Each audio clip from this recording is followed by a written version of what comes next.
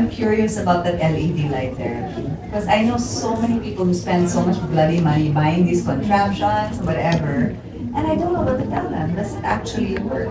So, yes, sort of, is the answer. So yes, actually LED light therapy has been used. There's different colors. There's red, there's blue, which are the most common ones. And there's a lot of studies that show that they work.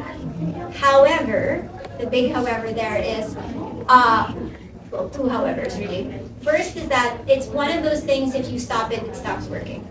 So for example, for acne, blue light is what's usually used for acne. It's great while you're doing it, but it means you have to do it every day. It's not something that will cure it. It's something that helps sort of with the treatment of it. So if you have really bad acne, sure it'll help, but it's your commitment and the really expensive commitment. The topicals that already work.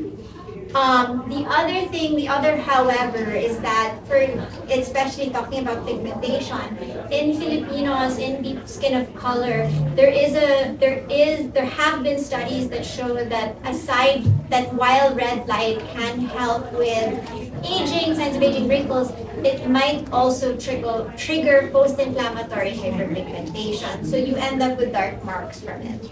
So there are some others. I mean, again, there are studies that show these lights can do great things. Like, for example, they're sometimes used as part of wound healing. So for that, there are studies that show that it's actually really good for wound healing, which is great. But again, that's obviously like a short-term thing, right? You're not going to be, you have a wound, it gets better. We don't need to use the light anymore. So I think that the UV light therapy, or LED light, sorry, LED light therapy might have more useful applications in that, because if you have to buy a mask and you have to use it every day for the rest of your life, it's a bit of a time and energy commitment that people may not necessarily want to commit.